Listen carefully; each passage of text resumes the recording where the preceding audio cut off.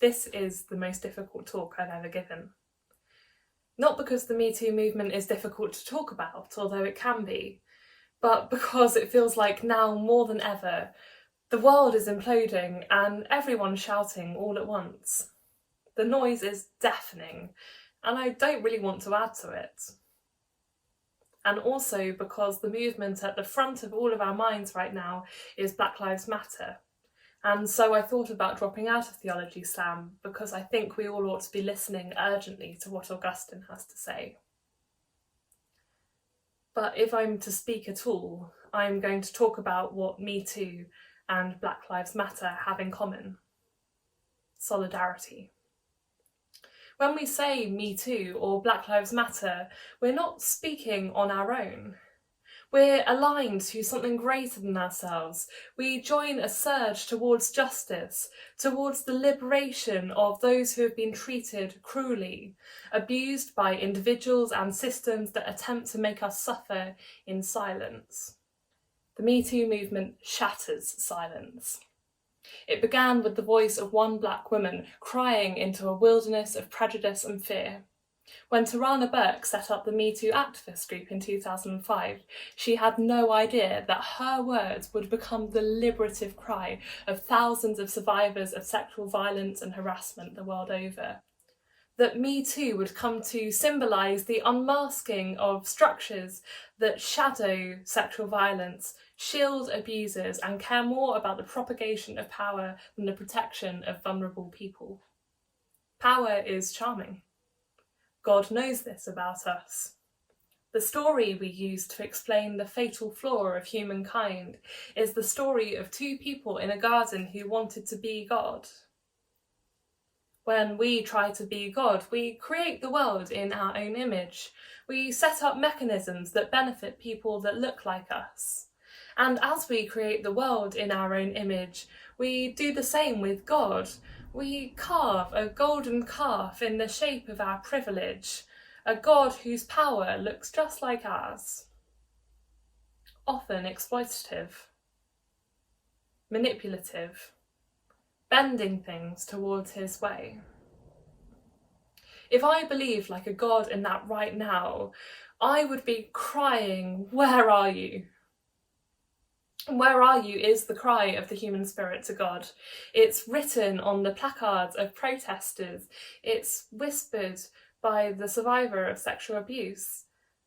I shouted it in the shower the day after I reported one of my most trusted spiritual mentors who had been sexually harassing me.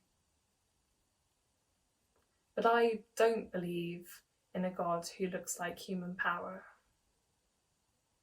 I believe in a God who stands shoulder to shoulder with those whose power has been stripped away. The Bible is the story of the greatest plot twist in the whole of history. We expected royalty, robes and majesty, and we got royalty, but it didn't come with robes and majesty. It looked like a tender shoot, springing up from dry, cracked ground.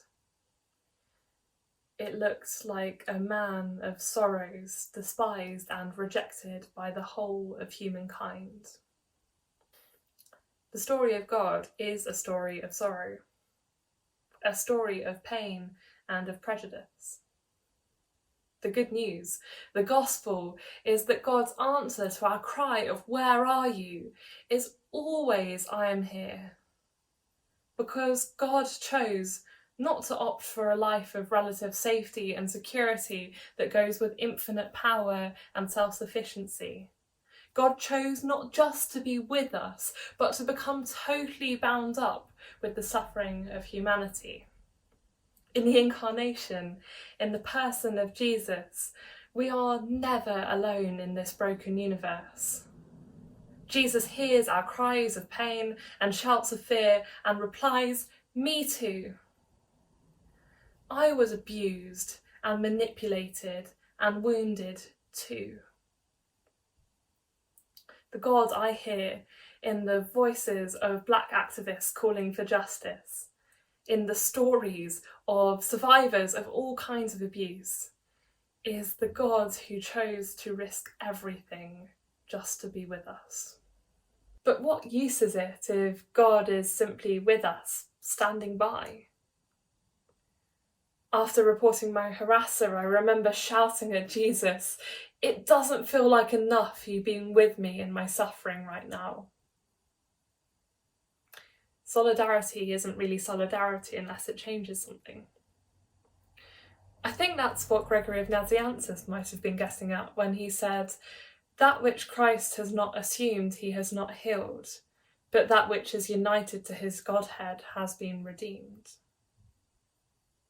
It's important to remember that Jesus was a particular person who went through a particular kind of suffering. He was a Palestinian Jewish man with brown skin, born a refugee, who grew up to be an enigmatic teacher, wrongly arrested by the authorities, brutalised with whips, and crucified for being himself. It's important to remember that this is a particular story, but it's also important to realise where this story is being repeated. And within this story of God made human, the story of Jesus, God doesn't just stand by. God enters in to the very fabric of the human experience and reminds us that the story of Christ, the story of the Me Too movement, the story of Christ's Me Too doesn't end with the pain and the suffering and the abuse. It ends with resurrection. In Christ's Me Too, there is hope. In Christ's Me Too, there is new life. In Christ's Me Too, there is a love that doesn't look like the pain and the manipulation and the coercion and the abuse, but like patience and kindness and humility and justice. Now, more than ever, it feels like the world is imploding and everyone is shouting all at once. The noise is deafening, but necessary. Because when we join it, we join in the groan of the whole of creation, crying out for justice, shouting, "Where is God in all of this?" And if we listen carefully, we might hear God's reply. The cosmic Me Too of a God who knows our pain, inhabits it, and redeems it.